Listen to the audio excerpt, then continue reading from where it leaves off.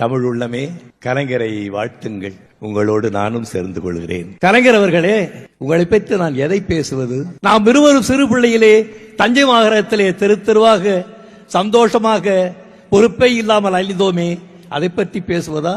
அல்லது அங்கிருந்து நாம் சென்னை வருவதற்கு பணம் இல்லாமல் தவித்த போது உங்கள் விரலிலே இருந்த மோதிரத்தை விற்று நாம் வீடு வந்து சேர்ந்தோமே, அதை பற்றி பேசுவதா? எதை பற்றி ஐயா பேசுவது? நாம் சினிமாவுக்கு வந்த பிறகு பராசக்தி எழுதினீர்களே, அந்த வசனத்தை பேசி நடித்தேனே, அந்த படம் வெளிவந்த பிறகு ஒரே இரவிலே வானத்திலே சென்றேனே, அதை பற்றி பேசுவதா?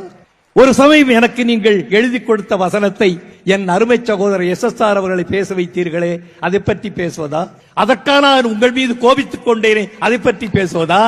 பிறகு அதற்காக நீங்கள் கோபித்துக் கொள்ளாதே கணேசா, இதோ நான் எழுதி கொடுக்கிறேன் என்று அரை மணி நேரத்திலே ஒரு வசனத்தை எழுதி கொடுத்தீர்களே, அதை பற்றி பேசுவதா? காவிரி தந்த தமிழகத்து புதுமணலில் களம் அமைத்து சேர சோழ பாண்டி மன்னர் கோபுரத்து கலசத்தில் யார் கொழிதான் பறப்பதென்று இன்று போல் போர் தொடுத்துக் கொண்டிருந்த காலம் அது என்று எழுதினீர்களே. நீங்கள் வாழ வேண்டும், பல்லாண்டு வாழ வேண்டும். உங்களை நம்பி 1000 பேர், கோடிக்கணக்கான பேர் இருக்கிறார்கள் இந்த தமிழகத்திலே. உங்களை நம்பி ஒரு மாபெரும் இயக்கமே இருக்கிறது தமிழகத்திலே. அதை நீங்கள் காப்பாற்ற வேண்டாமா? அதற்காக நீங்கள் வாழ வேண்டும். என் அருமை கண்மணி பாரதிராசா சொன்னானே, எங்கள் வயதை உங்களுக்கு கொடுக்கிறோம் என்று. அதை போல் நான் சொல்லுகிறேன், அவன் இளைஞன், எத்தனை வயசு வேண்டுமானால் கொடுக்கலாம். நான் வயதானவன். நான் சொல்லுகிறேன், என்னுடைய வயதிலே 2 நீங்கள் எடுத்துக் கொள்ளுங்கள்.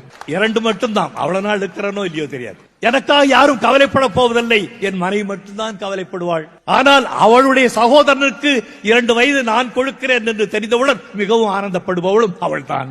ஆகையால் நீங்கள் நீண்டு வாழ வேண்டும். தமிழகத்திலே பல்லாண்டு இருக்க வேண்டும். உங்களால் தமிழ் வளர வேண்டும், இன்னும் வளர வேண்டும். கலைஞரே, என் உயிரே, என் அருமை நண்பா, பல்லாயிரம் ஆண்டு வாழ வேண்டும். உங்களுடைய தமிழ், உங்களுடைய அரசியல், உங்களுடைய குடும்பம் ஆள்போல் தழைக்க வேண்டும், அழகுபோல் வேறொன்ற வேண்டும்.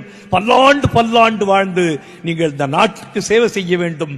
இது என்னுடைய இதயத்தின் அடித்தளத்திலிருந்து எழுகின்ற அன்பான வாழ்த்து.